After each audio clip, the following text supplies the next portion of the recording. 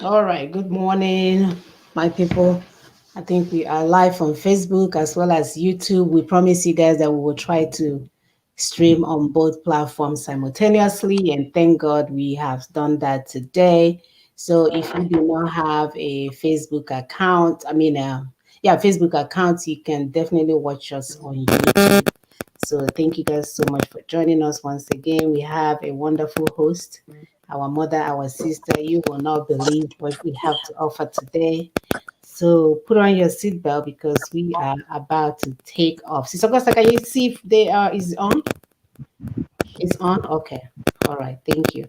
So we are about to take off. So we thank you guys so much for joining us once again. Um, Today, our topic is NINAS. Constitutional Force Majeure continues to direct our pathway to freedom. We know about the NINAS, right? Nigerian Indigenous Nationality Alliance for Self-Determination. We've talked about this over and over again. If you are in line, if you are in tandem with what we are doing by now, you should have understand what NINAS stands for. So life is all about give and take. When you sit on the fence, it will pass you by on both sides. If you do not stand up now to be counted, you will not be counted at all because counting will be over, according to our guest, Mrs. Otumba Shede Olukoya.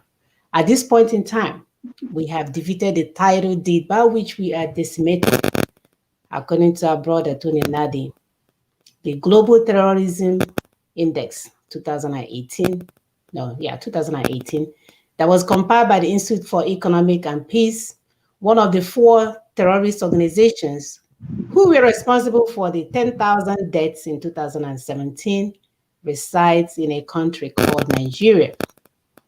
The activities have made Nigeria one of the most dangerous countries in the world.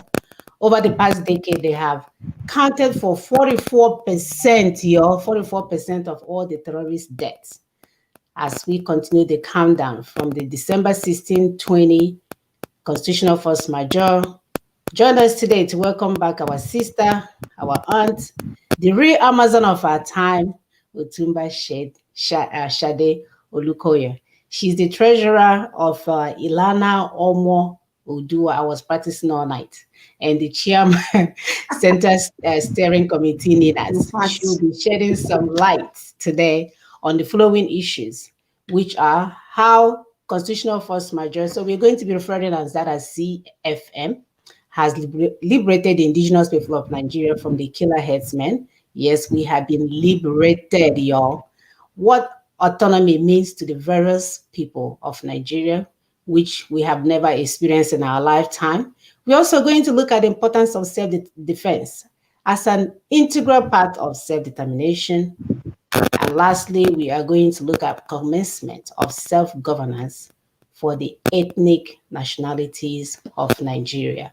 To start today, we are going to play a video that our brother Tony Nadi, I don't know how he does it, but I think he was ordained for this activity because if not, he wouldn't be here by now. We don't know where he gets his fuel from, but this man is like fire. He's going and going and going and going. When it comes to his people, he's so passionate. You wake him up in the middle of the night, he's there, accessible. Not when you're collecting money for someone, you will call them, they are not calling you. We're not even collecting money, but each time you call him, he will answer. So, my brother Tony, we love you more than life itself. Let me pull up this video real quick. So, we're using this new platform, so you'll be patient with me. I practiced already. Hopefully, he will check out as planned and not disappoint us today. Okay, so here is the video. And into the real issue, which of course I know you're very passionate about it. But the constitutional force majeure, which you have called for, declaration of a sovereignty dispute in Nigeria. I think it was a 3-month ultimatum, if I'm correct. Yes, the 90-day ultimatum that began on the 16th of December in 2020. So we already halfway through.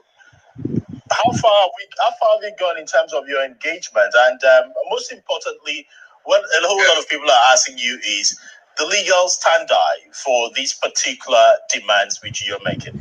Yes. The constitution is a social contract. We are all on the same page on that. And when, like every other contract, when parties come to a situation of extraordinary circumstances arising in the middle of their contract, it could be war, it could be riot, it could be earthquake, it could be just anything that they didn't contemplate, that the parties, either or both of the parties are not able to carry on with the obligations in the contract. They always make a provision for how to they will employ the instrument of force majeure. They will declare a force majeure to suspend the obligation. So a force majeure is simply to declare an emergency around the contract to say on account of XYZ that are now beyond our capacity to control or tolerate, or to be able to continue the contract, they will suspend the obligation. Does that apply to constitutional matters? No. Let's get it straight. Of many in that area of law called jurisprudence. So I'm breaking it down here to be able to understand it. Our social contract, the constitution that brings us together, that brings everybody to everybody's space. The Fulani coming to Ijo land or Fulani going to Yoruba land, it is because we are in one political union. And as of today, that political union is defined, is erected upon and defined by the 1999 Constitution. And therefore, if we agree to be a federation, and by the action of one section of the country, we are no longer a federation. If we agree to be a secular union, and by the action of one section, we are no longer a secular union because of the imposition of Sharia in a substantial part of the country, 12 contiguous states. If we agreed that human life will be sacrosanct and it's no longer so, if we agree to be a union of equal partnership, and we've ended up with a master-servant constitution that, the reality imposed by a constitution unilaterally imposed by one section of the country, then the rest of Nigeria had come to the conclusion that the very basis of our social contract, that's the constitutional arrangement that brought us together, had been truncated and overrun. And so what we have done is to place on the table a comprehensive framework by which that situation can be engaged. And that is what we, put out with a notice of constitutional grievances. Those who have not seen it can just go to the website www.freedomfromnigeria.com and go and search for that document so that they can all read it, where they will see exactly what we said. It's a 90-day notice of constitutional grievances. What happens inviting the federal government of Nigeria, to come to table so that we can go into transition like South Africa did with the apartheid constitution. We are not anarchists. We have no quarrel with those in government house at all. The president, the governors, all of them can remain in place, provided we are going into. Yeah, just a moment. I mean, what discussion for how to address these issues? Some persons have started responding to you, and they said, yes, this might sound a bit utopian. I mean, they're saying there is a process of amending the constitution, and the process is ongoing at the moment.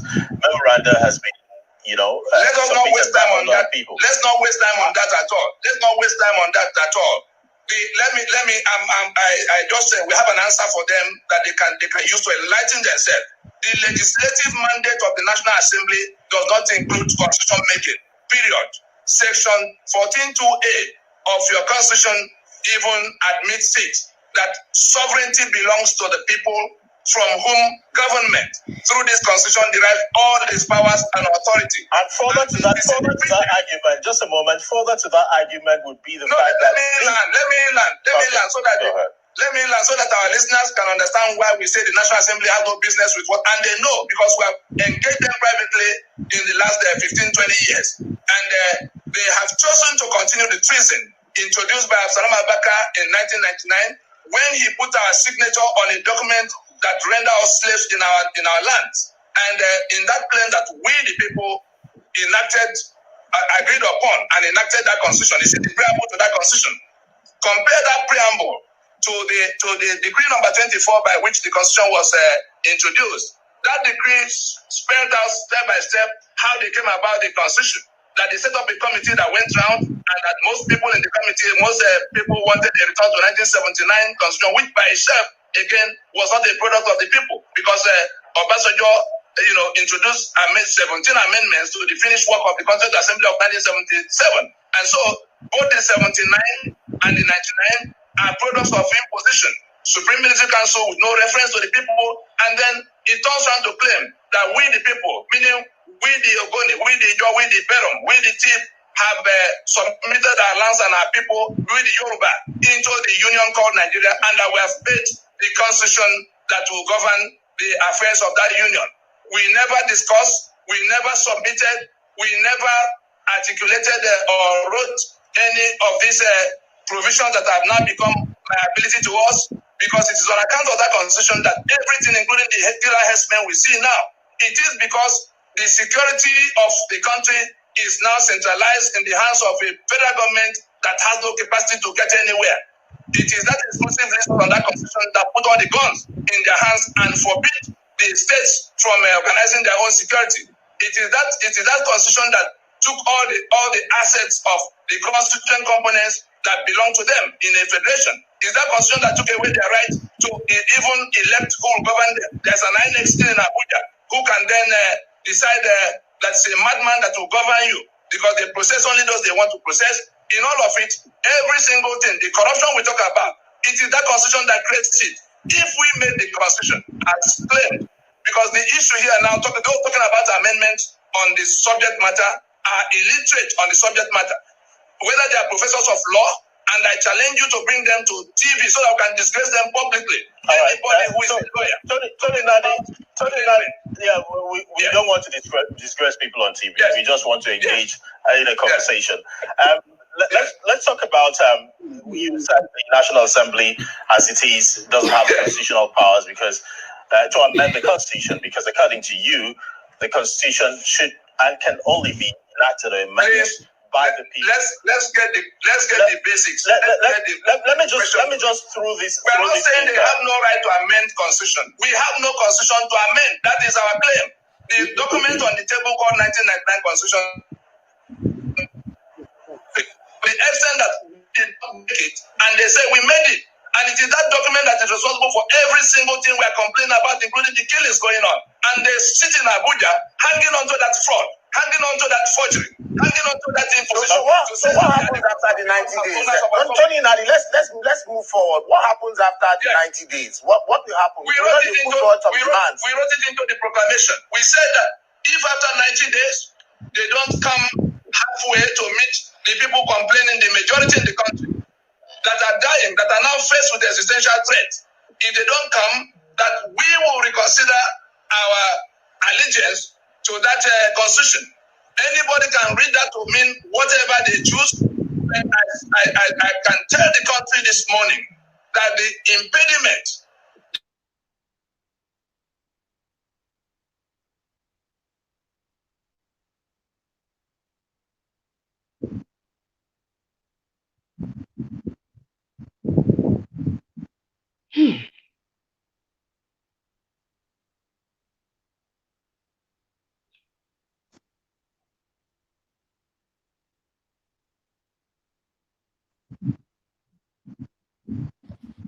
Please, can you turn it off? I'm still hearing. I can't hear.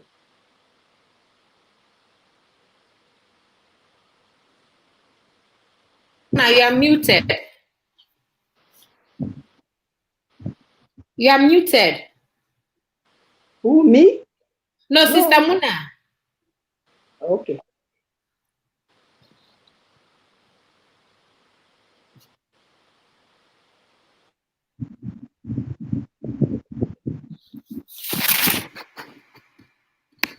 She's still muted.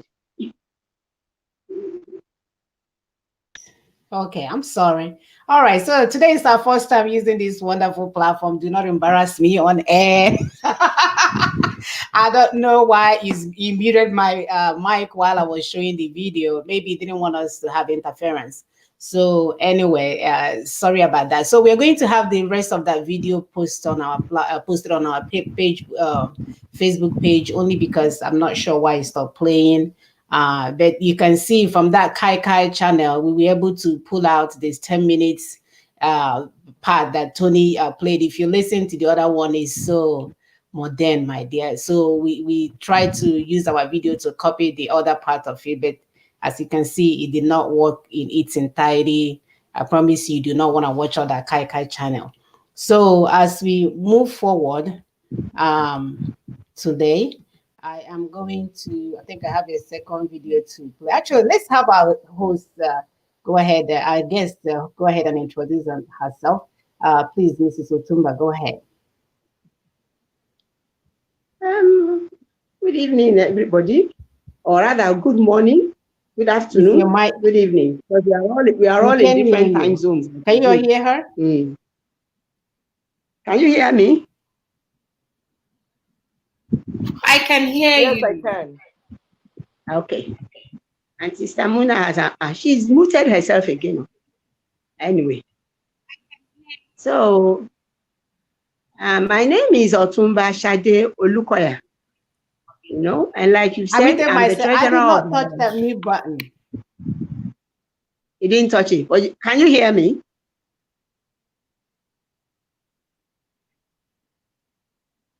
And I'm not muted. Otumba, continue. We can hear you, and the audience can hear you as well. So go ahead. Okay.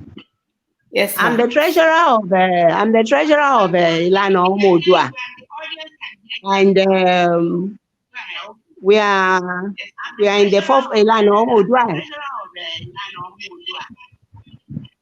Yes. And Ilana Omodua is in the forefront of driving the constitutional force majeure right now in Yoruba land. You know? So that's I don't know what else you want to know about me. That's my current project now. The constitutional force majeure. Right. So, Auntie. Right. Thank you so much. Thank you so much. Can you all hear me still? We can hear you. I can hear you. Okay, you can hear me. Okay.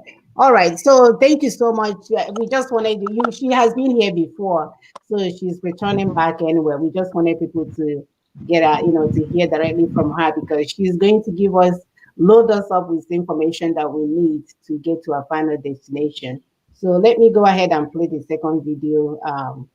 For some reason, I feel like I can't hear anything, but that's okay. If you guys can hear me, that's fine. So I'm gonna play the second video. This is the video from the governor. The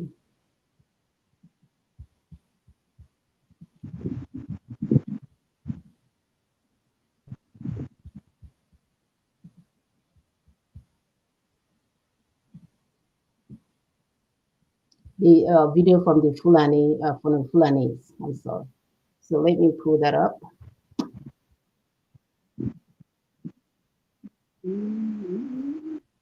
Okay, so hopefully next week I'm gonna do a better job with this. You're right. There are Fulanis, there are governors. So we already have the Fulanis as governors in Nigeria.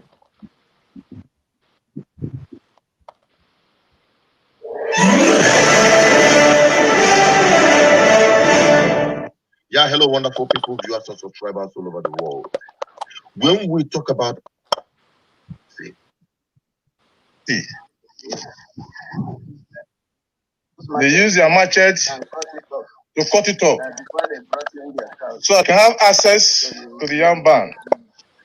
Let me show you another face again. You can see yams. Yes, on the ground. More than 2,500 pieces of yam. They're all destroyed here. You can see this area is empty. This video is showing being destroyed how these people are destroying our farms by the cow and their herdsmen. Over 2,000 pieces of yam are being destroyed.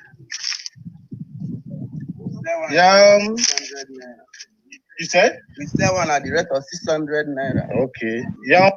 Right. So you guys can see the mayhem that these people are causing in our land. They are not playing at all. So that's a message to us that this is they are coming to take over, like we've been saying all along. They are at war. They are here fighting jihadists, and some people think this is a joke. So um I will let Sister Augusta take over. Sister Augusta, please go ahead. Yeah, thank you very much, Sister Mona. These people, they are not just here, they are already here with us and they are taking everything that they can. As you can watch in that video, they went to a person's barn.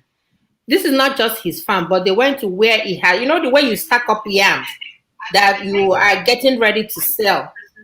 So they went straight to the guy's barn and destroyed yams that each tuber is like 600 naira per tuber. They destroyed over 2,000 count. That is about 1.2 million, I believe, of that guy's resources and hard work. So these people they are animals, and if we don't get them out of our lands, I don't know. Anyway, thank God for the constitutional force majeure. First, I want to thank Otumba for being here once again. As we said, today we are streaming live on both Facebook and YouTube. So if you're on YouTube, you can go to Daughters of Truth and like our channel, like and subscribe to Daughters of Truth. You'll be able to view some of these things that we're doing. All right, to Otumba, it is obvious, Mother, you were born into a royalty and leadership. No wonder your passion for your land and your people. That's what differentiates you from the stooges in our land called political leaders. Some political, traditional, and church leaders are just interested in what goes into their pockets. And they are willing to sell their conscience. Today they are in PDP, tomorrow they're in APC, tomorrow they're even in Mayeti Allah. All for them to exchange some small change.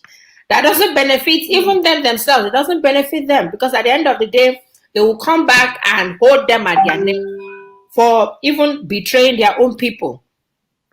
Now, would want you to please explain to our esteemed viewers, how has the constitutional force majeure liberated the indigenous peoples of Nigeria from the killer headsmen? Thank you. Thank you. To really understand a problem, sometimes one needs to go to the beginning to be able to understand why we needed the CFM, the constitutional force majeure. Nigeria started as a secular and federation, with first 3 regions and then later 4 regions federating. And when you are a federating unit, it means that to a large extent you control your land, you control your own security to a certain extent, you control your money, your income, what you do, your education, the kind of education you want to give to your people, your children. You even have, I remember then that we even had each region had its own, what would I call it now, ambassadors abroad. We had ambassadors abroad to each of the countries. But gradually the war came up. Nigeria got fractured into, the regions got fractured into 12 states. From 12 states went on and on till we got to 1979, when they decided, they, not us, decided to give us a new constitution. That constitution was a fraud. It had nothing to do with us, even though it was originally issued by the Constituent Assembly. But Obasanjo toyed with it and inserted a lot of about, what did Tony call it, about 17 or 18 items in it that were not part of what the original Constituent Assembly did. So from then, but somehow, none of us paid any attention. At least those that should have paid attention, the Bar Association, the judiciary, even the politicians themselves, they did not pay attention. So these people, they got away with that one. And by 1999, when Obasanjo was now coming back, 79 he was leaving. By 99, when he was coming back, there was another one that, according to Chief Wodo, was not even ready as of the time he swore to it. And so he swore to a non-existent constitution that later became a pain in the neck for everybody. because that constitution now had everybody by the neck. Your in the federal government. So your security, your lives in short. So gradually, things started to deteriorate. We know we had our own Fulani people here who had always been living in Nigeria. Now they started to offer, through Muhammad Buhari, they started to offer asylum in Nigeria to their brothers along West Africa. You know, most of the Fulanis, they used to come from Futajalon, graze their cows down to Cameroon, moving along with the weather, with the dry season, the wet season, the rainy season, and then they go back again, and then they come back. That was their lifestyle. That's true. But somewhere along the line, Buhari decided to offer them permanent abode, and he decided it was going to be in Nigeria. So this thing started again. As I said, the 1999 constitution, that was 1999. That was when Obasanjo became head of state. A year later, we had 12 states declaring Sharia, which was even as fit as that constitution was, it was against what that constitution wrote down, that Nigeria is a secular state. And from that point on, it started to dawn on everybody that we were in trouble. So from that point, that was 2000, 2000. So that's 21 years ago. We've been at this problem now for the last 21 years. It's taking us 21 good years of meeting, talking, starting with Pronaco. We started with Pronaco. After 1 year, Pronaco wound up. We had movement for New Nigeria. We had to call it movement for New Nigeria then as a sort of decoy. It was actually movement for New Nigeria. But if we had done that at that time, we probably won't be it won't be us talking now. They'll probably have taken us out. So we had to, MNN started with all the regional members. We worked on that till we got to the point in, I think, 2015, when there were other things going on, but I don't want to bore you with the history, because a lot of these things would have been inside our history books, but they banned history because they didn't want us to know what was really going on in Nigeria. So we got there. We got to the point in 2015. I think it was the Lower Niger Congress who did their own solemn assembly first, repudiating that constitution as a group. I think in 2017 the Yorubas did their own in Ibadan. 2018 the Middle Belt did their own in Makurdi. And then, as a conglomeration of all the three solemn assemblies, we had the Freedom Park Declaration in December 2018, where we actually now said no more of this constitution. We are moving on. Everybody must fight for their liberation, their self-determination. And when we got to that point, that is December 2016, it was like we had reached a sort of watershed. So this constitutional force majeure now is the execution of that Freedom Park Declaration. That we no longer want to be governed under this constitution. It's killing us. First of all, they started with religion. From religion, it moved to land grabbing, because it's land grabbing that is now the problem. They want your land. They will displace you. They change the name of your village to into a Fulani name, and they say and they bring colony, and they move their people there. So all these people that are in ID camps, we should not deceive ourselves. They are not likely coming back except we make a move to make sure they go back to their land. The Fulanis, and that's what they want to do to everybody: take over everybody's land, kill you or drive you out, or make you subservient to them. The choice is yours. This Yoruba, this boy, and it's a pity. I feel bad that he's a Yoruba guy, Femi Adesina, who said that is it not better for you to give them? Is it not better for us to give them our lands than for them to take our lives? I mean, what kind of a question is that? But that was what he said. And even Buhari himself said that, told Autumn that he should go and learn to live in peace with his neighbors. I don't know who our neighbors are, but me, I know our original neighbors. Well, that's the problem, and that was what brought. What kind of up stupid this constitution is that? So that was what brought up this CFM. It's, like I said, it's taken us 21 long years to reach this stage. So we now declared it on 16th of December last December, like 2020. And the whole purpose of the constitutional force majeure is that it's a constitutional dispute. What we have entered into now is that we're telling the federal government that we are in dispute with you. We want to stand on our own land. We want to be free. We want to have self-determination. And self-determination is not dependent on anybody. That's what I want people to understand. If you are standing on your ancestral geographical land, you are entitled to self-determination. You don't need anybody's approval. You don't need anybody's permission. So first and foremost, my people, my sisters, we don't need permission from the federal government for self-determination. We don't need their approval. They don't have to approve of it, whether they like it or not. If we decide this is what we want, it is what we want. And we are covered by law, by international law on it.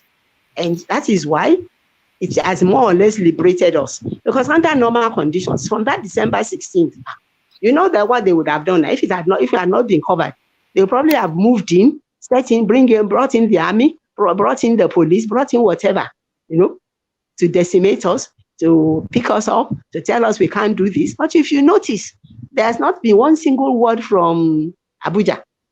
Malamida normally drops down at any point in time. He had nothing to say. Lai Mohammed had nothing to say. In fact, they didn't even, they all avoid, they walk around the matter as if it's not in existence, as if they've not heard anything, and yet they've heard loud and clear, So they've heard it loud and clear. So that's the liberating aspect of that constitutional force majeure.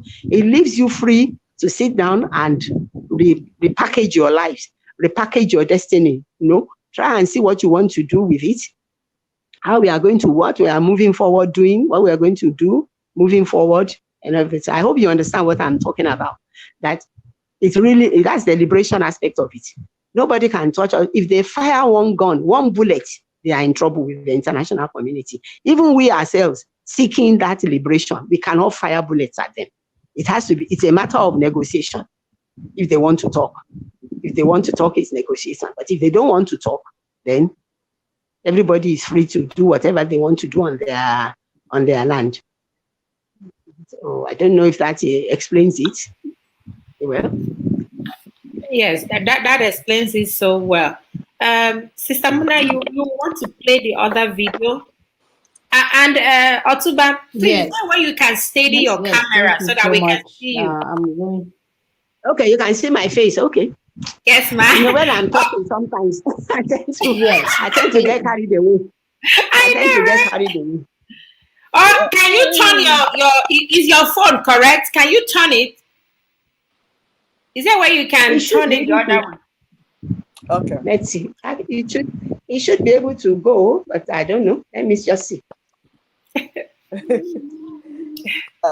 Listeners, okay, someone I just you call it now. Be talking while I'm looking. Yeah, it's the called video want our viewers to understand. Okay. To see me well. I don't think I can do it. Maybe it will turn later by itself. I've tried. No problem. I just leave it that way. We just want to see I'll just leave. No problem. Go ahead. Yes, Samuna, go ahead. Samuna is trying to get the video. While we're showing our yes, I'm going to play the. It's for them to understand the people we are dealing with. The Fulanis. Am I coming out? Am I coming out? You're coming out. Yeah, continue. The Fulanis know what they're doing. There's nothing that you're seeing now that is by accident. Yes. Like we told you in the previous show, that is a multi-dimensional approach they're using. Everything you're seeing is not a mistake. Everything you're seeing is already planned. Now you're going to hear this governor saying that we don't own our forest. We don't own it. That it belongs to Nigeria. That is to tell you, is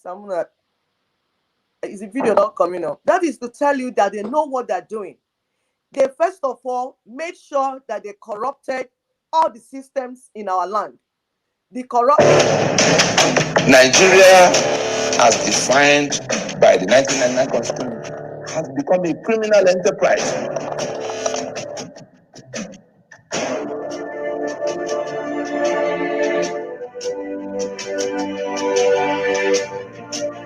They've seized everything. They now want to kill off those who will challenge them tomorrow. That's what's going on now. And it's been done in the name of the federal government of Nigeria. Anybody who wants to get away from this enslavement imposed by this constitution must now join those who say that that constitution must go down.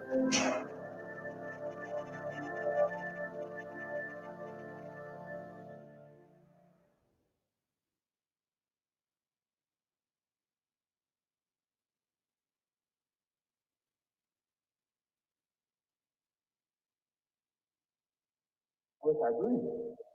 And some of them were the southeast. Some of us told them with all modesty and humility, you are wrong. But the person that is most wrong is the governor of Benue State, my brother and my colleague, Governor Otto. He started all this. If you don't accommodate other tribes, we are also accommodating your tribes in Bauchi and other places. We have so many people working in farming in Alkaleri, farming in Tafawa Balewa, farming in Ogoro. Has anybody told them to go? We have not, because they are on inalienable right to be there. We have Yoruba people in Bauchi for over 150 years. And now, because the Fulani man is practicing the tradition of transhumance, pastoralism, he has been exposed to the vagaries of the forest, the animals, and now the cattle rustlers who carry guns, kill him and take away his commonwealth, that is the cows. Nobody owns any forest. The forest is owned by Nigeria. Under section 23, 24, 25 of the Constitution, every Nigerian is free to stay anywhere. All right, so the video has been completed. Siseki, go ahead.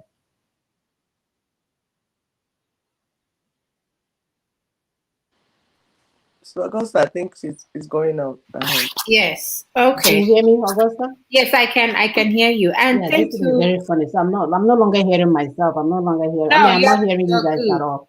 But that's okay. So this video, Siseki, are you there? You are muted. I'm here. Sister Augusta is going Hello. on. Yeah, I'm here. I'm here, Sister Muna. Sister Augusta is going on. Sister Muna, can you hear me? Otuba, can you hear me, ma? I can hear you perfectly well. Okay.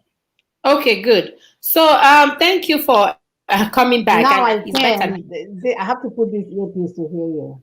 Okay, that's fine. So we thank you for coming back. So with that video, the Fulani guy was acknowledging that the entire forest belongs to Nigeria and anybody can stay wherever they want to stay. And that's quite unfortunate. We recently heard Lailai Mohammed. We call him Lailai Mohammed because that man can lie. He can lie, you. He can lie, you. He can lie. I think it's in his DNA. Yes, it is. So he said that the Niger Republic is landlocked and the people of Niger are really, really suffering. Can you imagine? Niger is suffering. That's why they decided to build a railway for them to go back and forth, Kano to Niger, to make life easy for them. Hearing abominations like this is why we have so many regional self-determination initiatives throughout Nigeria. Everyone wants out from the union of death and backwardness that Nigeria has become. Please, from your view, what do you think autonomy means to the various peoples of Nigeria? Thank you. Like I said before, one needs to go back to the beginning of a problem to really understand it. Niger, when the British or when the Europeans came and they carved up Africa, they decided the boundaries themselves. The boundaries were all where Niger may have been part of the old northern area before. But they've given it like they did inside Nigeria, like Taraba, up of Taraba is Middle Belt. Down of Taraba is Igbo. You have some Yorubas in Kogi, you have some Yorubas in Kwara. Even in Ekiti, there's a whole local government called Ekiti local government in Kwara. They are Ekiti people, but they are in Kwara. So that was the same thing these Europeans did when they carved up Africa. They carved up a lot of people that were originally family or tribe, same ethnic groups, carved them into different areas just to give themselves enough land. Now, Niger, what is now called Niger, is where President Buhari comes from. A lot of people may not know. He's not a Nigerian. He's a Nigerian. His father was a teacher or whatever they said his father was doing there. And he just came, but because these people know that they are maybe one and the same, he was able to enter Nigerian army and rose to the level of a general there. But deep in his heart, he knows that he's from that area. So it is it's not. So all these people are saying that what Lai Mohammed is saying is that all these things they are doing it to please Buhari. Buhari's game plan from day one has always been to bring his Fulani brethren into Nigeria. That has always been his game plan. If you don't understand that, you will not understand the problem on ground. The problem on ground has got nothing basically to do with it. They use religion initially. They use Sharia initially, but that was not the main reason. It may have been the main reason for the Nigerian Fulanis, for the Nigerian Northerners. But for the foreign Fulanis who are coming, it has nothing to do with religion. Because if you notice, they kill Muslims as well as they kill Christians. Nobody they cannot kill because it is the land they want. They are land grabbers. That's what they want. They want building a road or whatever from Nigeria to Niger Republic, or building refineries. It's just an extension of their conquest. They want to make sure they have enough. And they have another route to get out of. And they're also planning ahead. They already know they were going to have problems with the South. That the South is not going to be the same easy walkover that the Middle Belt was for them. So they know they needed another exit. They need another exit from the North. So that's part of why they are doing it. They're also building a road to Algiers in Algeria. They're also building a company that cannot finish an express road in 6 years in Nigeria. They want to build an express. Yes, they are building. They are planning on. Fashola announced it that they are building an express and a road to Algiers. So because they need to they are looking for alternative means of being able to come in and get out of the continent. So is this the land grabbing thing that is at stake? And in the process of it, they are killing, they are maiming, they are destroying our economy. Because once they destroy your economy, you don't have money. What can you do? How do you fight? They have disarmed us already. But meanwhile, they are arming Fulani bandits. You can see Alhaji Shegumi, front page of newspaper, saying he went to sit down with 700 bandits in Nasarawa, or is it Zamfara? I don't know which of the states, and to talk to them. How did he know 700 bandits were there? He was even telling us that there are like 3,000, but he spoke to only 700. How did he know if they were not part of the plot? They are all together. They all know what they are doing. It's not like Sister Muna said, it's not an error. They know exactly what they're doing. They've been planning this for years. We were just unaware of their plans. It's true. That was what happened. They've been planning it for years to take over gradually. That's why they made sure that everything, even though they invested your land in your governor, but the governor is invested in them now. It is whatever they tell the governor that the governor will do. You can see the way our governors are going backwards and forwards.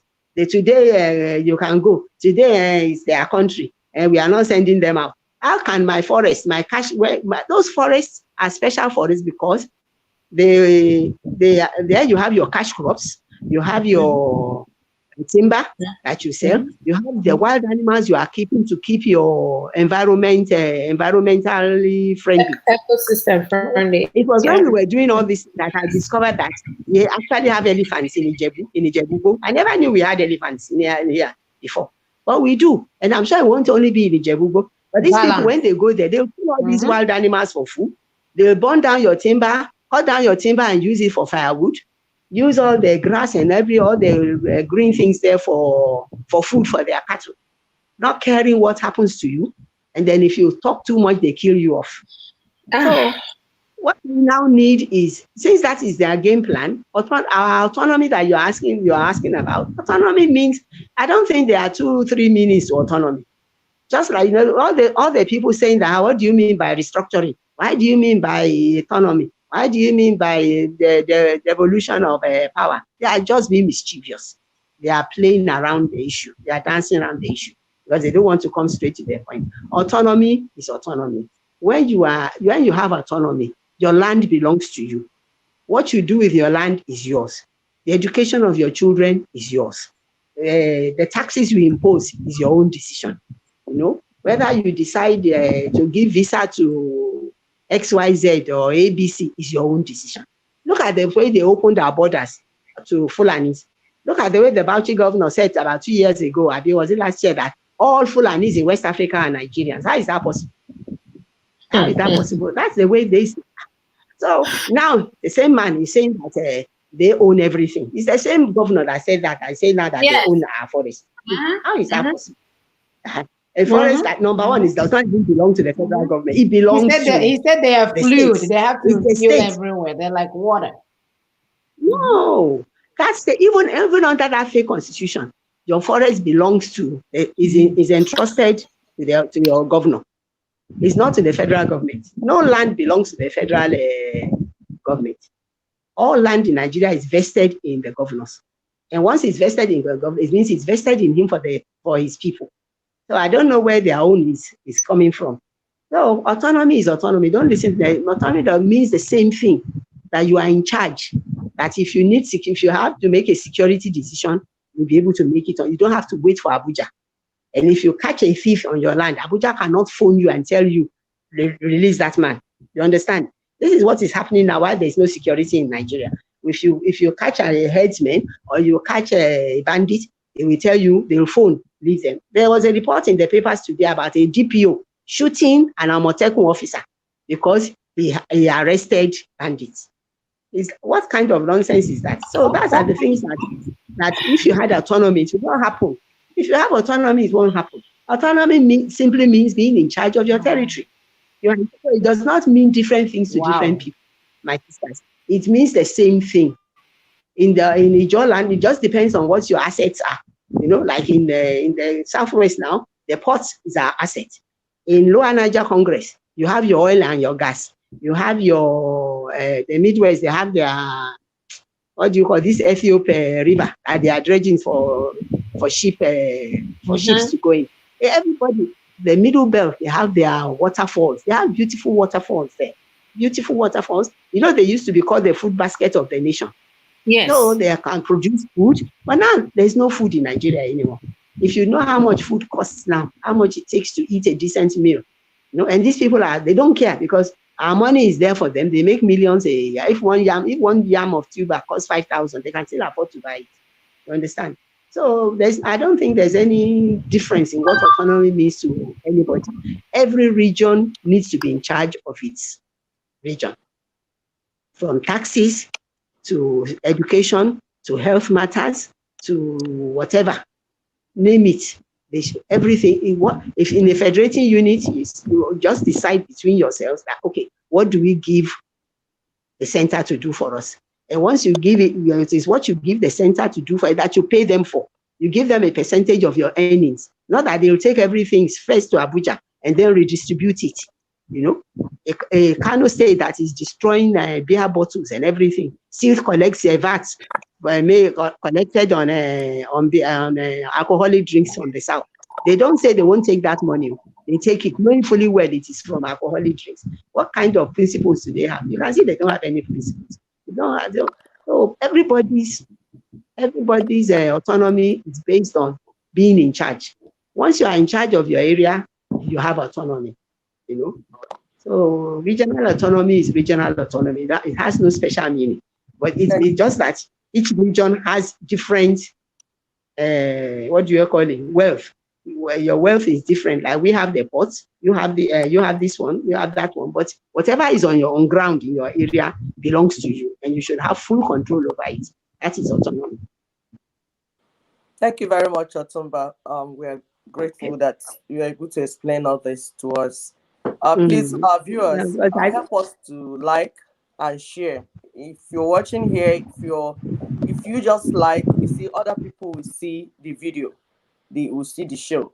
And then if you share once, it doubles. If you share twice, it triples. So that's why it's important for you to like and for you to share. And that's your own part of this job. Look, so much is going on. You can hear what is going on. This is existential threats. We're about to be wiped off. This is not a joke. This is war. mm, War is on us. Our enemies are upon us. We're about to be wiped off. And like we told you that the previous shows, that they have multi-dimensional approach, and they're using every aspect of it. Now we have the Fulanese. Last show also we told you about the double Fulanese, the ones that are in political, and then those that are doing the head, that are heading their cows. They are all together in what they're doing.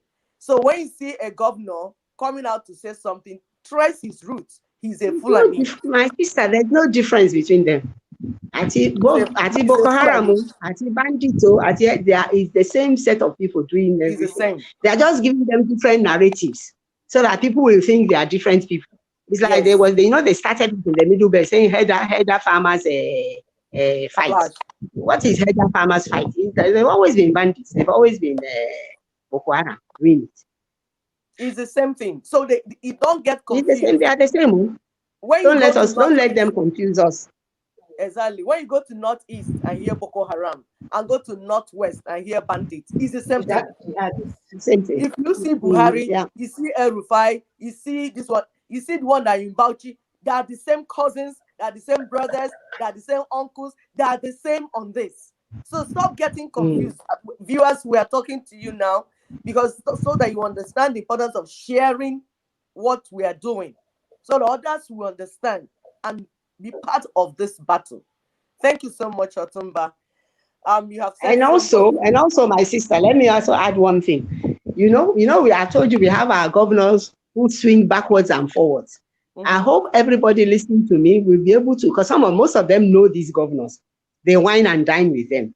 They feel they are important because they know the governor. They can walk into government house. If they can walk into government house, talk to them. Tell them that nobody, I don't know about, well, don't let, I'm not, as a NINAS, I'm saying it as NINAS, but especially for Yoruba land, that nobody is going to allow them to give one inch of southern land to these people. Yes. As a cattle ranch or as a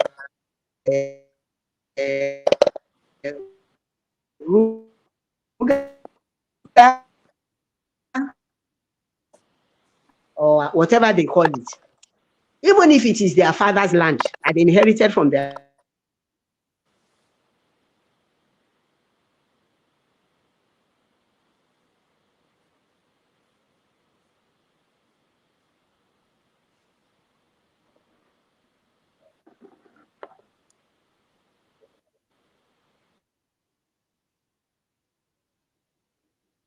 Connectivity issue. She's frozen.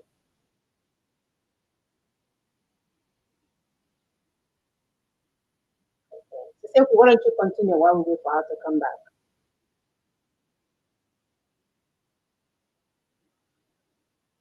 Okay. Hello? Yeah, okay. Can you hear me now? So as we are saying that, am I coming up, please, Tamuna? Okay. As we're saying that they have multi-dimensional approach. Yeah. Anything you see is part of the plan. Anything you see, anything whatsoever, from the constitution that is wrongly made, that we did not make, not that is wrongly made, we did not make it, they made it and put everything in it. From Hello? the headers, from the Boko Haram, from bandits, from anything, political corruption, church corruption, traditional corruption, everything, our system, everything has been damaged. It's all part of the plan that the Fulanis have. So do not get carried away. Don't think that something is not linked. And this is what we're trying to do on this show for you, to link up everything so that Okay. when you see, you will know it's the same enemy you're seeing. Whether you're seeing the hand of the enemy or the leg of the enemy or the head of the enemy, is the same enemy. Thank you, Otumba. So you see, what we're saying is that it's that fraudulent 1999 apartheid constitution that made it possible for them to over centralize security forces and therefore put guns in the hands of our enemies and disarm the indigenous people from the northwest, northeast, middle belt, southwest, southeast, south, no matter the part of your area, you cannot get armed. Why? Because of 1999 constitution. Mhm. Already we can see what Boko Haram is doing in northeast. We can see what they're doing in northwest, calling it bandits and enforcing Sharia. That's what they have come to do. They first of all made it 12 states Sharia and then brought Boko Haram to enforce it. If you don't agree, they chop off your head.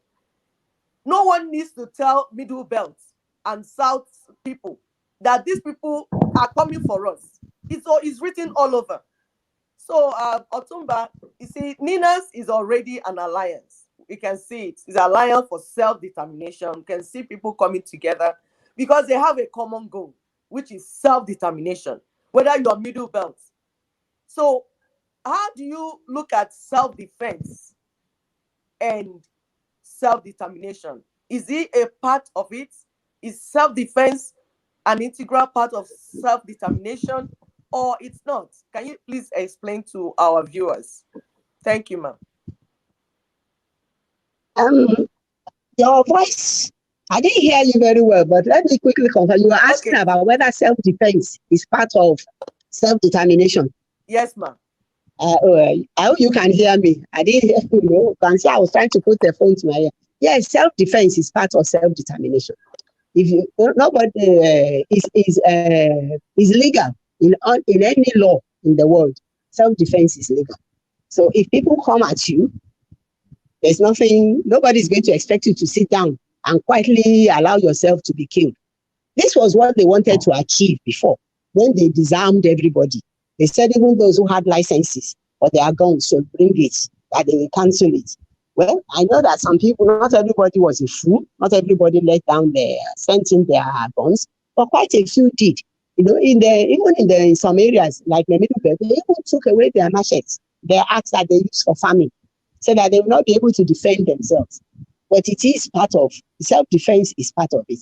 They know now that if they send anybody near, if they send any attack, if they try to attack anybody in the disputed territories now, Wow.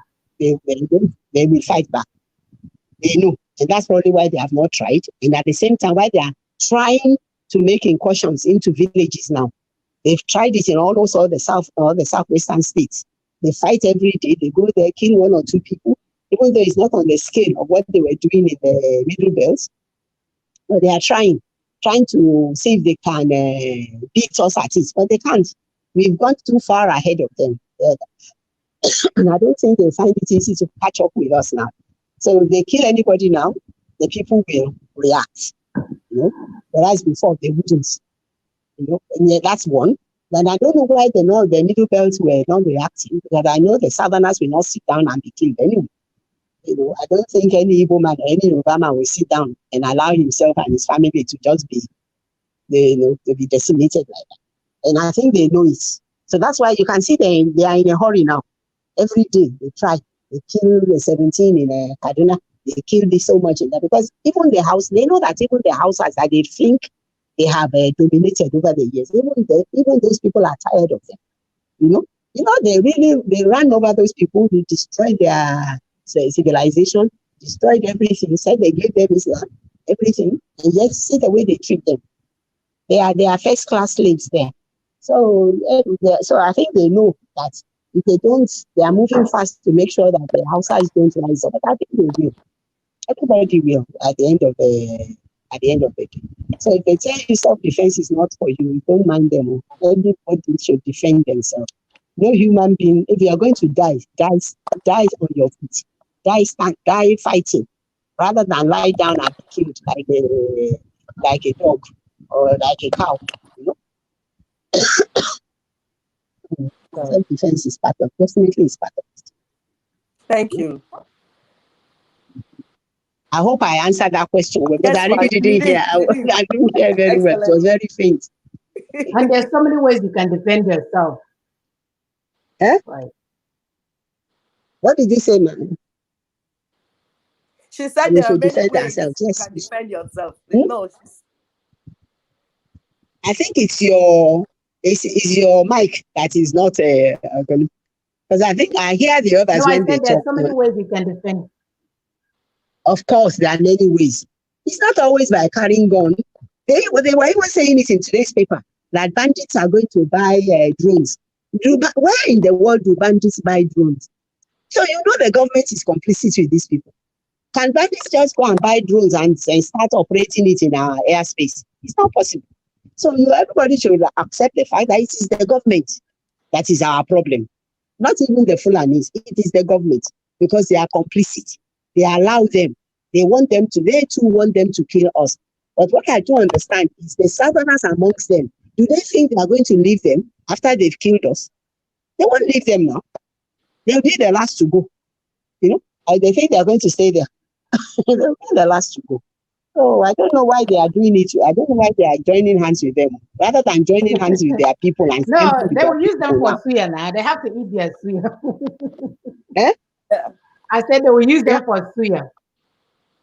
They are human willing sphere. tools. They are willing tools. They Abuse. already classify them. They should stand with their people. They should stand with their people. They already There's no classify problem. them as willing tools. I don't know who will advise them. Their friends will advise them. You know, they have friends now. Like I said, they have people who enjoy the fact that they can enter government house. They can knock on the governor's door and they will be open. Let them go and advise them. I'm not friends with any of them anyway, so not many of them I can talk to. You know? Yeah. Mm. Am I coming out? Am I coming out, please?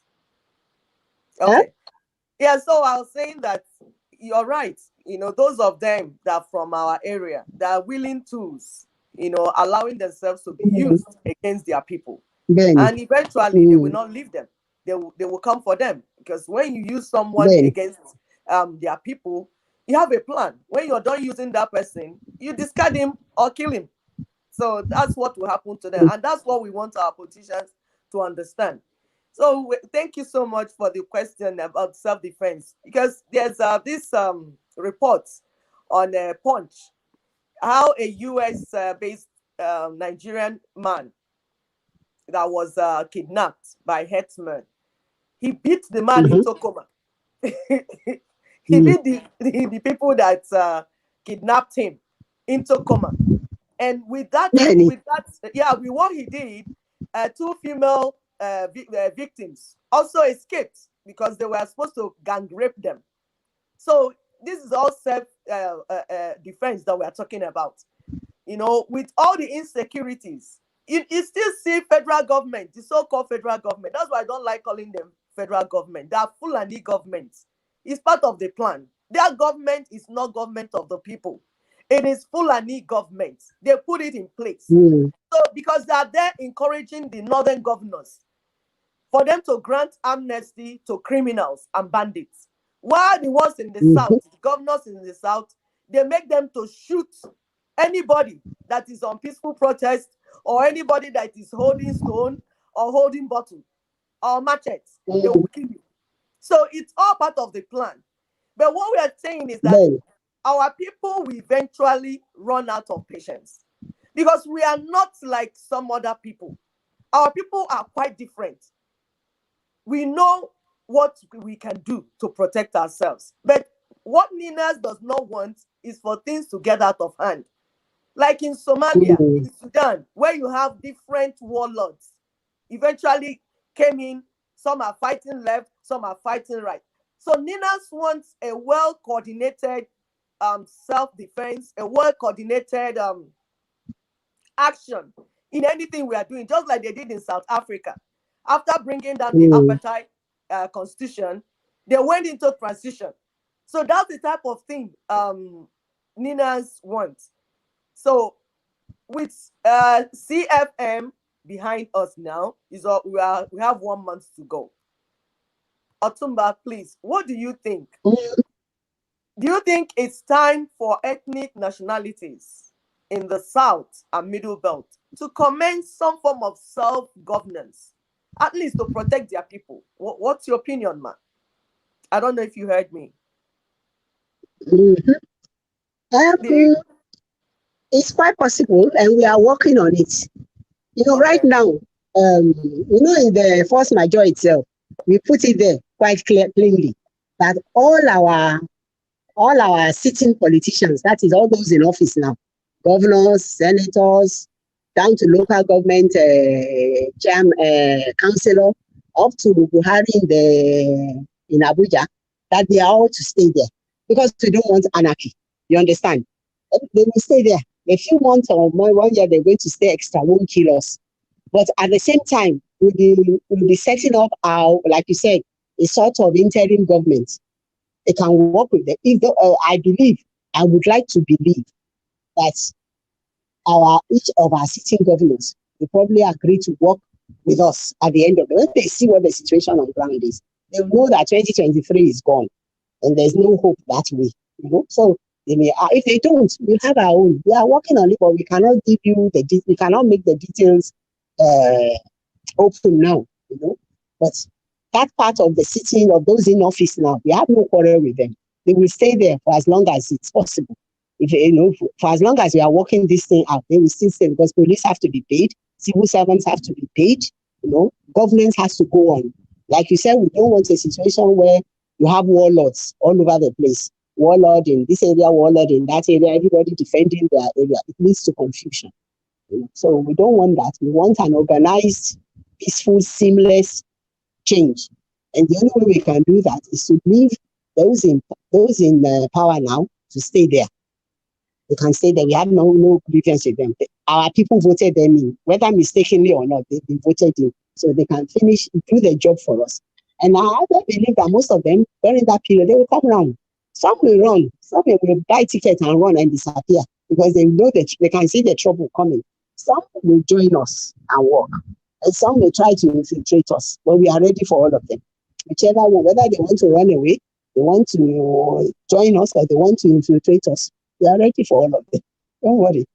There will be a government in place. Very soon, it will be announced because the 90 days is going to be over very soon. What's going to happen will be told to people. What their own part of it will be given them, because everybody will have their own part to play in this. So by the time we get all that, there will be no problem. By God's grace, we won't have Somalia on our hands. We won't have Congo Democratic Republic on our hands. We caused most of these problems. They went to Congo and tried to do what they tried here is what they tried in Congo. And those people said no. They went to Ghana. Ghana told them, the Ghana president said, send them out and kill their cows and eat it. Even in Mali, that was why their president lost his presidency. Why the army came out, because he wanted to give them a place. Buhari was very close to them in Mali.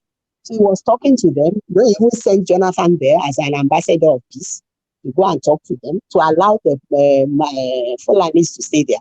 Those people refused, even though most of them are Fulanis themselves, but they know that these Fulanis from West Africa, they are not the same as they are.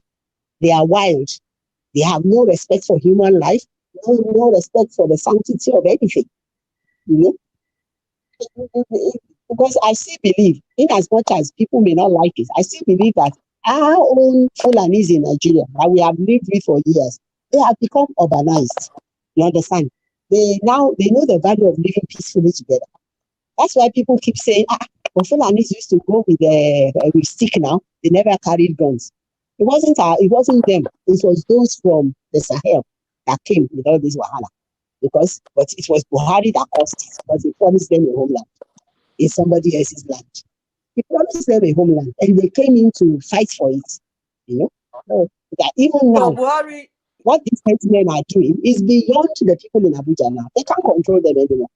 Buhari can't control them anymore. None of the people you see in Abuja can control these headsmen anymore. That's why they are buying them off, paying them 100 million. Do they pay us? Do they pay us Nigerians anything when they destroy our farms? But to go and pay these people money, and they still come back and kill. So it's not. We have to face the reality of the situation we are in. Our own Fulani people will not do the things these people are doing. It's these people who want to take over the land that are doing it. I know some people don't like what I'm saying because they say, Fulani is Fulani. No, we have some urbanized ones. So imagine, I've told you, they are Fulanis there, but they refuse entry to these ones from the Sahel. They refuse to have them. And rather than have them, they remove their president. And the army is still there now, because they know them. They know they are wicked. They are heartless.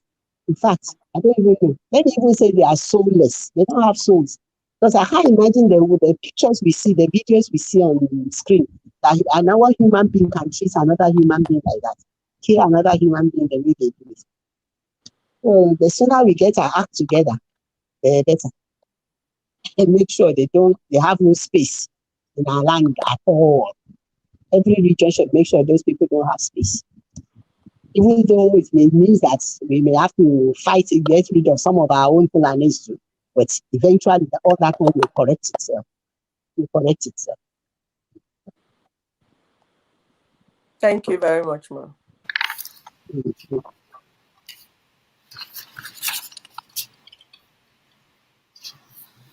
So, Alpha, I don't know what went wrong with the audio of this thing.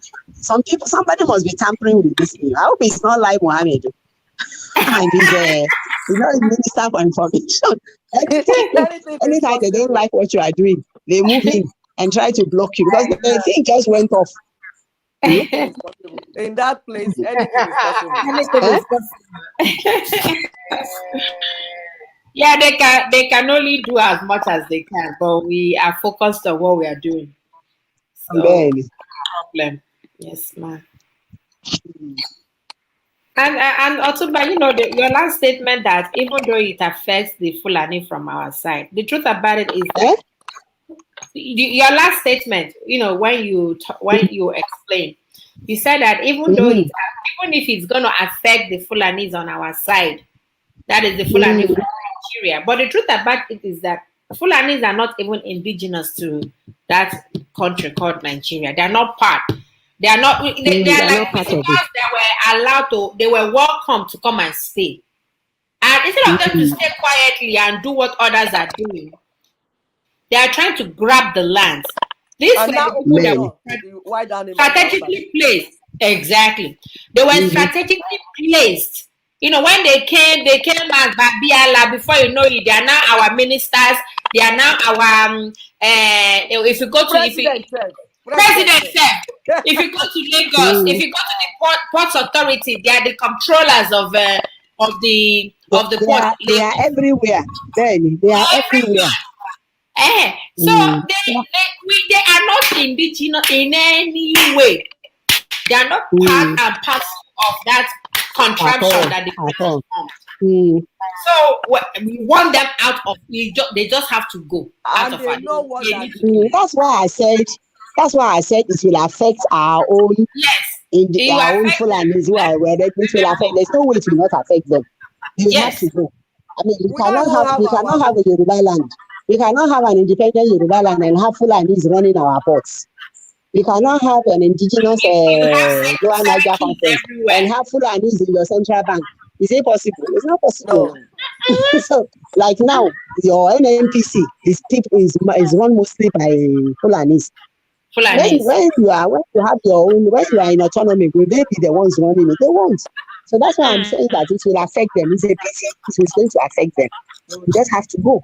But at least because we need our space and we need our independence and we need our autonomy. That's what I meant. I'm glad you understood what I meant. That there's no way we can do this. We can fight this battle without it affecting them. It's no way. Yeah. Sister Mona, can we invite callers now? Or Mhm. Okay, thank you guys so much. I'm not hearing myself. Um, yes, so I'm not hearing everything you guys are saying. I don't know what's going on, but it's time for you guys to call Mm. in. I posted the stream yeah, the thing to join us pinned on our thing. So you can also call our number, our Zoom ID. No, not Zoom ID number, not Zoom anymore. You can call us on WhatsApp at +1 774 338 0942 +1 774 338 0942. You can also call it as a WhatsApp or a phone number, or you can use that link that I posted on the that I posted on the that I pinned on the thing. You can use it to uh, join us if you want to. So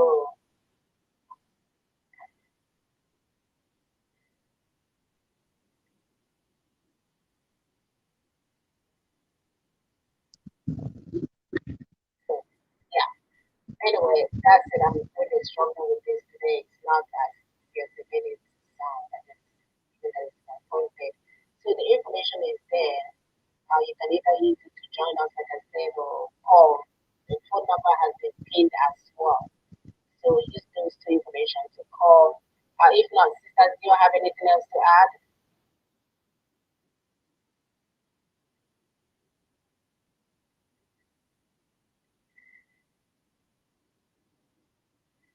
Sisters, can you all hear me?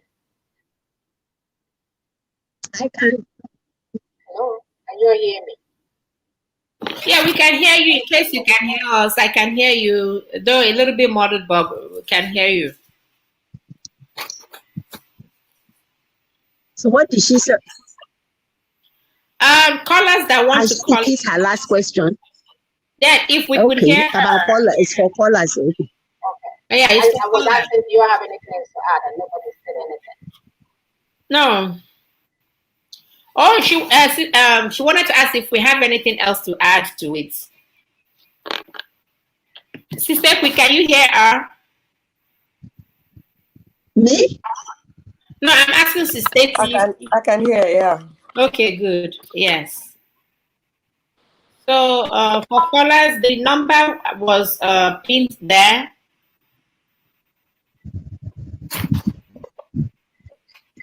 Why are you guys quiet? Like, are you getting delayed? Uh-oh, what happened? Hey. What happened? You have Adobe. Oh, I hope I'm not being cleared. Oh, Lord have mercy. Okay, think I'm back. Yes, Sister Muna, can you hear us now? Okay. Okay, so Sister, do you have anything else to What add are to you what we've struggling with? discussed so far? All right. So yes, I can hear you guys, but I don't. How do I say? Okay, is it better now? It's better, I think. Samuna, can you hear us? Samuna, can you hear us? Or can you hear me? We can't hear you, but I can hear you. Can you hear us, Sister Muna? Okay.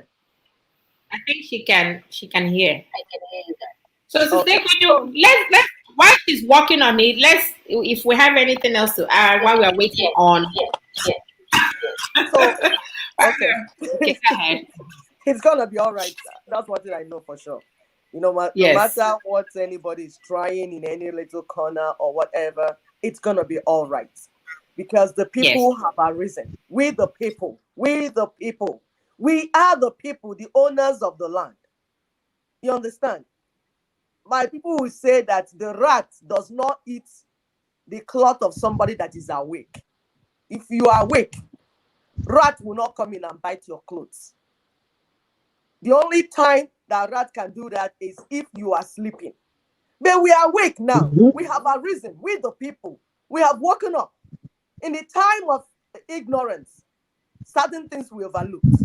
We didn't know when the Fulanis came in and became governors, became ministers, became senators, became even presidents. We saw them, but we thought we accommodated them, that they would be nice as we accommodated them. We are the indigenous people. We are the owners of the land. But we were friendly, just like we live in America. The Americans accommodated us, and we are here following their rules and regulations. We are doing what they say we should do.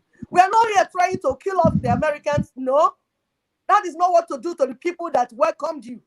The people that allowed you to come into the land and share their space. The people that allowed you to share even political space. You don't pay them back by thinking to bring in your wild animals located wherever they are to come and kill off the indigenous people. It is not done. So that's what we're saying, that we are awake now. And because we are awake, even you that opened the door to your criminal brothers coming from outside, you will be out of our space. We will not allow you, because Yes. our life is in danger. The life of our children is in danger too. So we will not cross our hands and wait for you. What we are doing on this platform is to educate our people. We are not educating our people for nothing. We're educating them so that they will understand what the Fulanis are doing. And they will arise, and they are already arising. So we thank God for NINAS. We thank God for what NINAS is doing. We thank God for Otumba. We thank God for all you're doing, your efforts. Even when the men decided to sleep, you stood. You did not sleep. You stood and you continued. For somebody to, or people to work for over 20 years, it means they're not joking. It's not a joke. And you continued. We thank you so much, NINAS. We thank Brother Tony. We thank you, Otumba, and all the people working with you. And we appreciate our people that already coming up, already getting informed, already understanding what we're saying, the message. Can you hear all this that we are saying? We saw the video when we showed you where they came in and destroyed the yams. The yams that were saying that we don't even have food already in the ground. They take their sheep and goats to go and eat all the things that the farmers farm. Kill them off. Then even the yams that you kept in your barns, they will go and take their cow there and eat it up. Our people are suffering. And we are saying we are not going to sit down and watch while they destroy our people. And that's what we're telling our political party people. Our politicians, we know you are the willing tools. We know that they give you money, the money they steal from us. They give it to you so that you can enslave us. And we are saying that when the ground is hot, you will be the first victim, because the ground will be hot. We are saying that nobody will sit down and allow her people or his people to be decimated in this form. It's just that we don't know how it's going to happen. We are just trying to organize our people so it will not be like Somalia, like some white people said somewhere.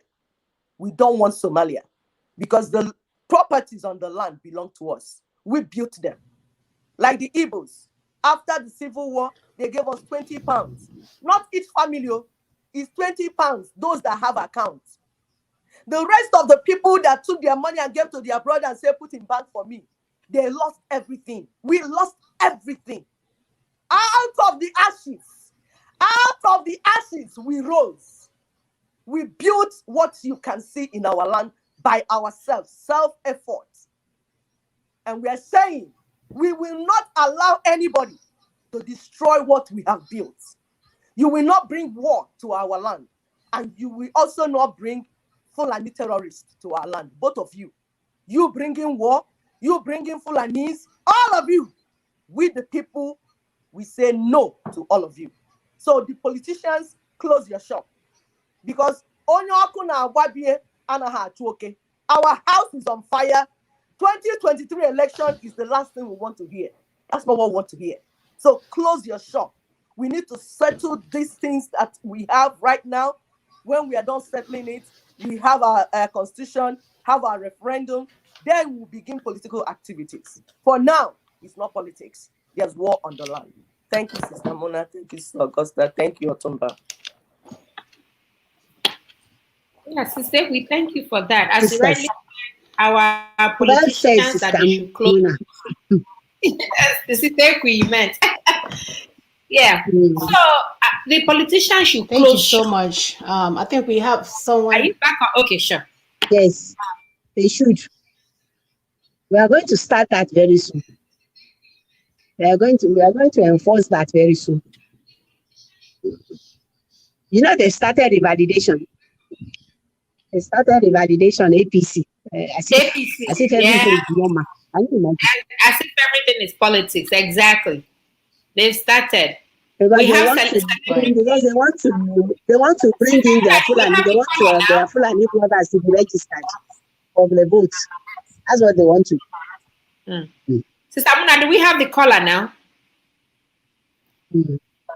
Sister Muna is not even hearing us.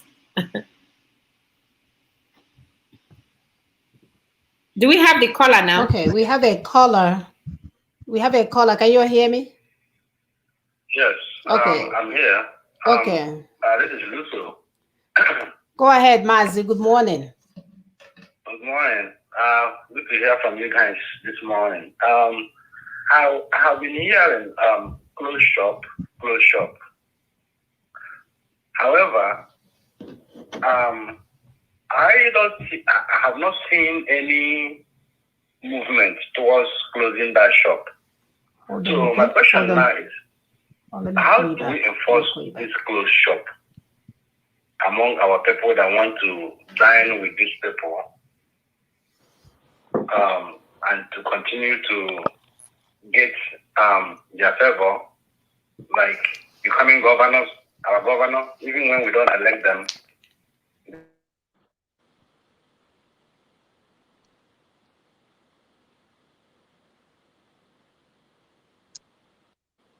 Do I answer that? Go ahead, please. Go ahead. Huh? We are going to close shop. First of all, we had to wait for them to start to open shop. They've just opened shop as of last week. So let them. They are going to be told to close shop. But the people are going to do. That's part of what I said. The people themselves, the masses themselves, Wait they a have to minute. do. Were you guys They will do it. were you guys What? able to hear the Question. Yes, we did, Sister Mona. why is this We thing did. delayed? So we'll be able to. We'll be told very soon. You'll soon hear. Don't worry. Don't jump the gun, my brother. Were you guys able to You'll soon hear see. the okay, You'll soon see okay, Yes, our go Sister ahead. Mona, we efforts. did. You'll soon see our efforts at first telling them to close shop. We had to wait for them to open shop first. Now they have opened shop, so we will now tell them to close it. Don't worry. Once it starts, it's something you can't hide. So don't worry, because nobody is going to be allowed. Because it's not that we are against them doing politics, but they must wait for this Right. So situation to be sorted out first before they go ahead. They can't just right. continue as if it's business as usual. No. You see? They must wait. Thank you, Wait Otumba. for the I situation to like how you normalize. said. I like how you said they have to open shop first before we tell them to close it. And they don't open shop. How do we tell them to close shop? We have to wait for them to open it, and they opened it last week. They started last week. Thank you. We are going to do it. All right, Sister Muna, can you hear us for the second question?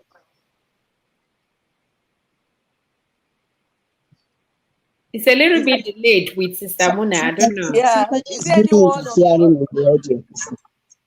Yes, yeah, because this thing is so delayed. I don't know if you guys are getting the real. Real time. Yeah, you said there's someone on the line, it seems. Can the person Right. speak It's quite frustrating. Yeah, but we'll keep moving. We'll keep moving. Don't worry.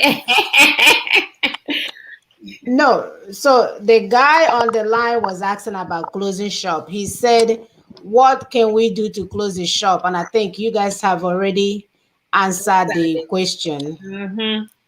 Yeah, we did. And then I want to add a little bit to it. Go ahead, Sister Queen. Sister Mona is not here now. Okay. She's in her different world. So, okay, Okay. go ahead. Okay, so and another thing we want to add to what Otumba said is that you're going to close the shops in your neighborhood because it's in your neighborhood they will open the shop. That shop they're going to open it in your neighborhood.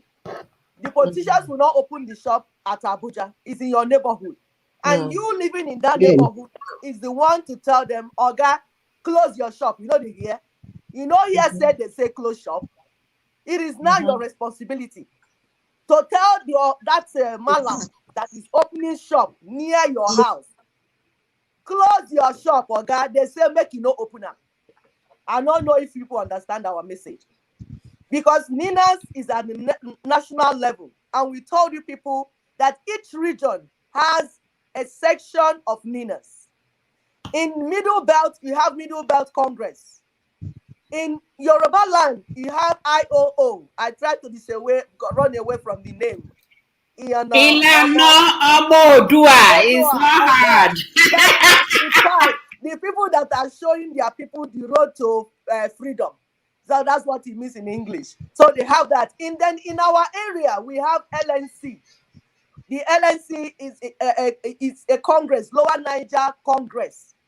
All the people that are agitating for initiative, self-determination, you enter inside that umbrella and then operate from there to enforce this closure so that they will not open the shop in your area. If you allow them to open shop in your area, now your own. The rest of the people that succeed, because Otumba said this once, he said, this war, we are going to fight it in our neighborhood. We are not telling you to travel to Abuja. It's from your neighborhood because Abuja people have their roots in your neighborhood.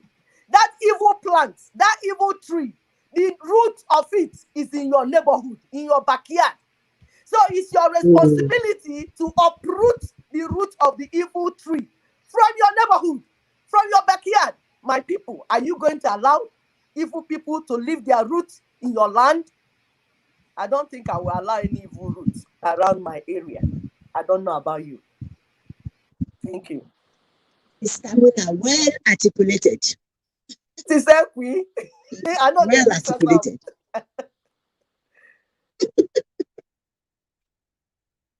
You said it better than I would have said it myself. They don't need to travel anywhere. But they'll see one local chairman, they'll see councillor, they'll see everybody there trying to be somebody that wants to become the next councillor, that wants to become the next local government chairman. It's in the area. Sister Mona, do we have another person on the line?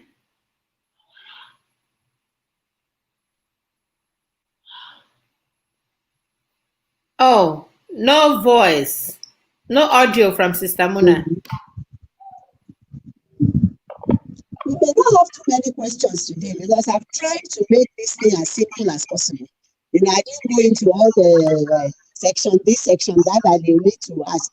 That's why I simplified the whole process. So I think most people will understand what we're talking about. So they probably understood what he was talking about. We may not have too many. It was that I expected that question on the closing shop when it came. That was probably the only thing left that they don't know what we are going to do about it. But like I said, you can't tell them now. And if I may add, Otumba, in as much as we are telling the politicians to close shop, we have our people easily get carried away with celebrities. We have celebrities coming up now trying to feel among or trying to feel as if they are interested in Nigeria and all what's not. And they want to start campaigning now. We have celebrities showing off. So our people don't get carried away by these celebrities. So these are just actors. They are there to distract us. So that's one that is benefiting from Nigeria now. All of them. The politicians are their boyfriends and their girlfriends and everything. Exactly. So you know how it links. They're the ones sponsoring their lifestyle. The politicians are the ones sponsoring their stupid lifestyle. All the stupid lifestyle you're seeing the celebrities are living is the politicians that sponsor it. Exactly, yeah. So why would they be campaigning for them? So we know they are all together. And we are They're saying all we are together. sweeping Yeah. everybody away. That's right. They will be asked to question. All of them, you see, just be patient. Be patient. You see what we are going to do. We know all of them. Those we don't know, there are people in their locality we know them.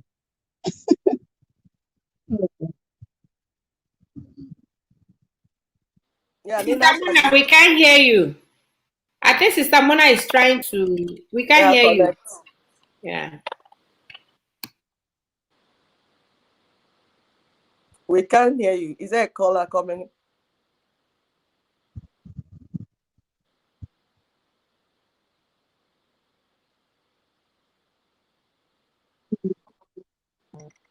Are you on mute? Because we cannot hear. She's not on mute. It's just that the audio is not visible. It's the audio. Somebody is trying. They are trying to cover us up. I know. They know we They don't have know a what we big are show talking about. today. They don't know what we are talking about. Yeah, but what they do not know is that all we are doing here is enlightenment. The main work is not on social media. The main work is on the ground. Oh. What you're seeing For here, some reason, do you know this thing? This immediate. Can you all hear me now? yes, welcome Yes. back, Sister Mona. Can you hear me now? Yes. Yeah. We can hear you. I can hear you now. I have my ear to the microphone. My goodness. Okay, let me see if I can bring this caller in. He was trying to. Okay. This is crazy as hell. Like, I'm not even impressed with this service here. Lord have mercy. Okay, Daniel, you go ahead. Try again. Okay. Good evening, everyone. Good evening, viewers, wherever watching from this very evening. I greet you from Biafra land here. We've followed, have listened to one of the guests about the West, what she had said. Very obvious right now.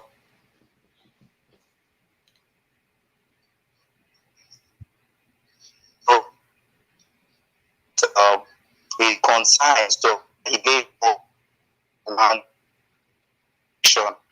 We've heard go.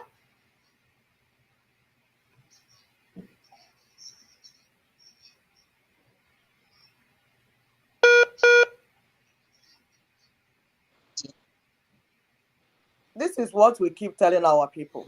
Okay. You can't So have his connection is not that great. Yeah, that's To what tell we're you the saying. truth, I am flabbergasted with the service today. Let's just. We can't live life this way. Ordinary It's communication. deliberate. In the service, that disruption is deliberate. I'm very sure. Yes. Ordinary communication, just a phone call. The cheapest thing you can do in the United States. Our people don't even have it. And somebody wants me to wait till 2023 to change it. That's insane. That's not going to happen. That's what We they are keep changing it telling now. you. We are That when changing we it come now. in, they keep telling when I come in. So that's you wait, you suffer it for another 2-3 years. You wait, he still starts his own. Another 4 years gone by. And that's how before you know it, they've spent 20 years of your Going life and exactly. you've achieved nothing. Exactly. Nothing. Today is PDP. Tomorrow is APC. This one will jump from PDP, jump to Count BFIALA. 1999 to now. Are you 22 kidding me? years, and Wow. we have achieved nothing. Nothing. Nothing. Close to That's nothing. unbelievable. That's unbelievable. All we have on ground was what was there before they came in. Before the And they politicians destroyed came it. in. They made it worse. What they have, they made it worse. They have ruined They've ruined everything. it. They've ruined it. They're They taking ruined us back to what the they Stone found on ground. Age. They're taking Mm, us back to the mm, Stone Age. So they have ruined then, everything that we ever had. They have. then. Mm. That's so sad. What kind of a people? You know, these politicians are so unbelievable. There was this state that somebody, a politician came in as governor, was there for 4 years. He did nothing, and when he finished, the father said, "Eh, somebody that did exam, wouldn't they give him receipts? Okay, let's give him repeat. He needs to repeat because people say he failed for 4 years. Let's give him a repeat so that he'll come another 4 years." Can you Do you know imagine? these people Can you smuggled imagine? in for him to come and do repeats of 4 years? The 4 years now was now worse than the first 4 years. And people are dying. What people are not understanding is that this thing is not a game. The lives of Mm, people are involved in this issue. As you're doing your they are at repeat stake. and repeat and you're trying your luck, today you try APC, tomorrow you try PDP, tomorrow it will be ABGA, tomorrow it will be this. People are dying. People are dying. People are being killed. Then, Some are dying in Mediterranean Sea everywhere. This is a country with so much everything. potential. The people of Nigeria Mhm. have great potentials. Anywhere we go, we succeed. Why can't we succeed in our own land? Because we have people that think that we're in this world to joke, that life is about play. And we're saying we are not taking it anymore. We are not even waiting for another 6 months. We are doing it now. You have 1 month to go. Then, So you begin, if you're a politician, begin to align with the people. Whoever you are, begin to align with NINAS. We have 1 month to go. That 1 month is not for us. That 1 month is for you because we know what to do. We are already moving on. mm, We are taking our people out of this mess. We are moving on. It's now for you to join what we are doing. Drop whatever you're doing and join what NINAS is doing and take instruction because we are going. Please go ahead, Sister Mona. mhm. Are you back now? Or do we continue to you back? All right, can you all hear me? Yes, we can. Yeah. Well, we spend most of the show. Can you hear me or no? Can you hear me? We can hear you. Go ahead, please. All right. So this whole thing, screaming, can you hear me? Can you hear me? This is crazy. I am so sorry. So anyway, what I was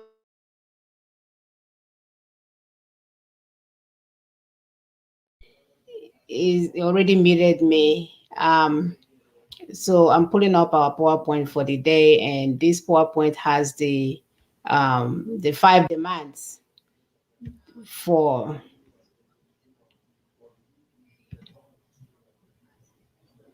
the 5 demands. So the formal acknowledgement of declaration of the constitutional force majeure. Please, this is not a time to call. This is not the time to call. I'm struggling here. Let's just call it a day. So,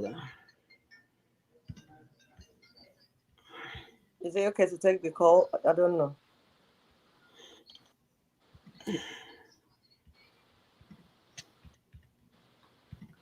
okay, right. Please, I'm not having a good day. No, no, no, no, no, no, no. I don't want to mess with this anymore. I've had enough. So we're looking at the 5 demands. The first one is the formal acknowledgement of declaration of the constitutional force majeure. We are also looking at the formal commitment by the government to end the 1999 constitution.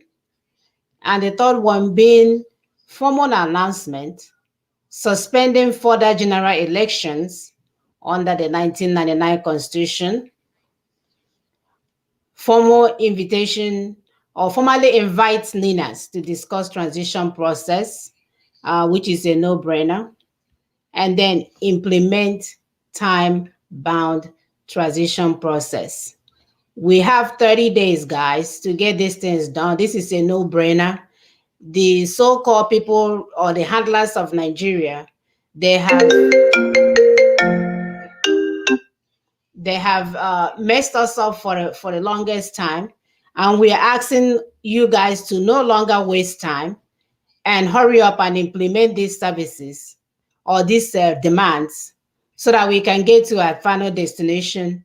Any day that we do not restore that country, any day that we not restore the republics that we are asking for, is another day for our people to die. So we are in a dire situation here. The earlier we get on board with the process, the better for us. And again, visit the website www.freedomfromnigeria.com to get most of our information. For those of you asking how do we close shop, when you begin to read some of the information that we posted on that website, you will begin to know what we mean by close shop. We need to go home. We've had enough of this nonsense.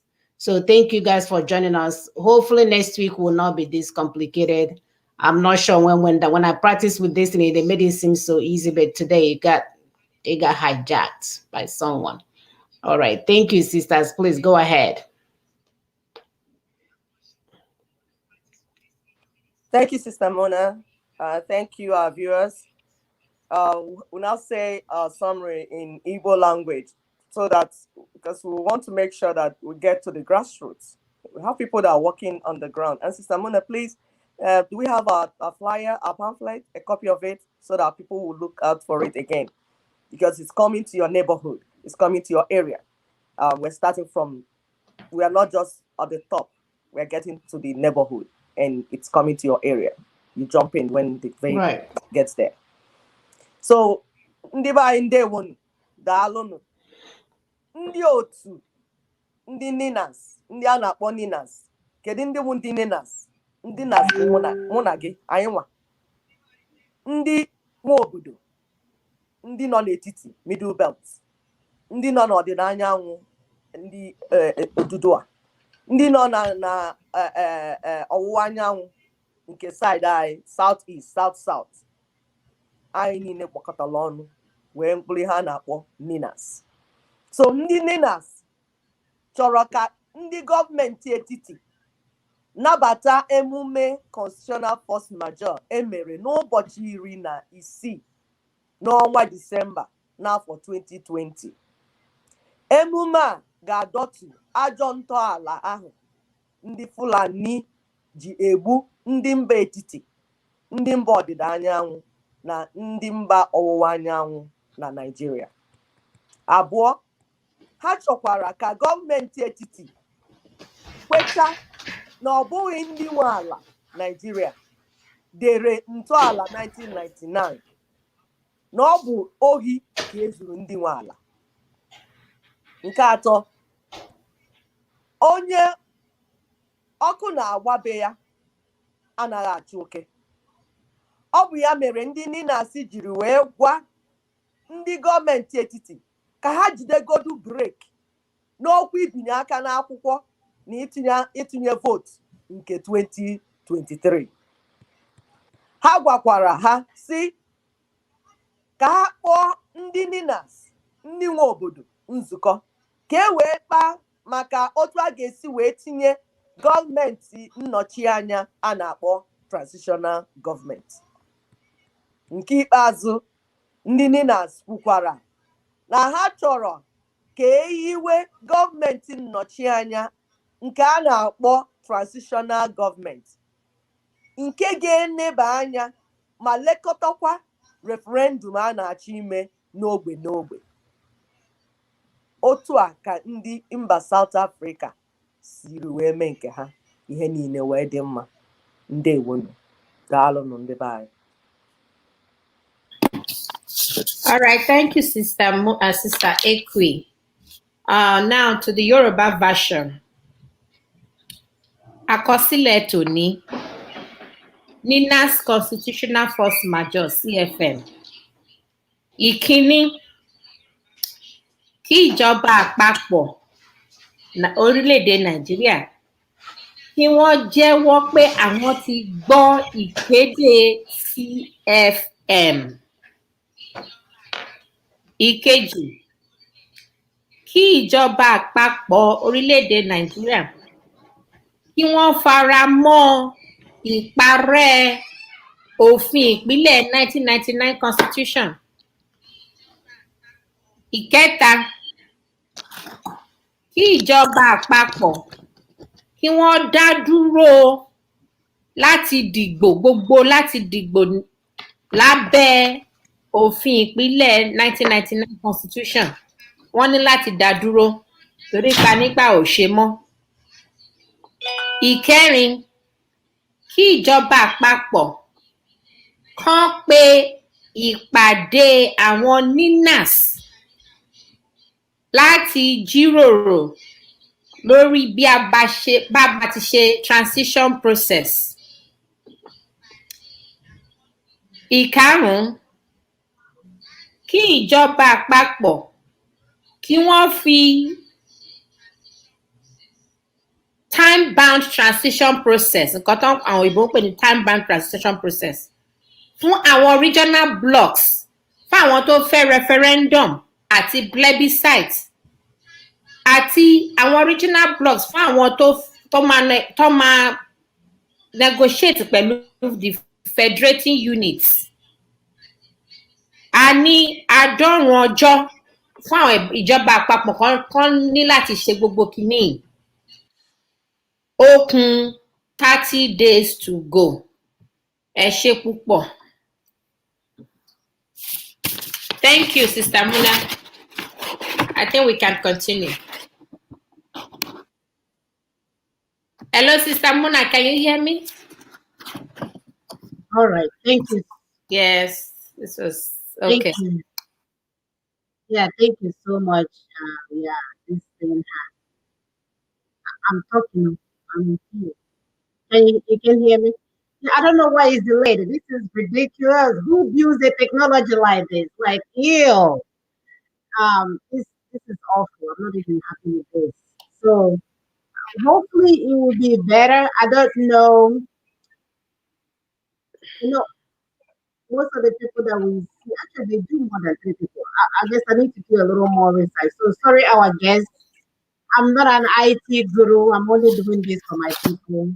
I thought this would be very easy to use, and it's not exactly where we want it to be.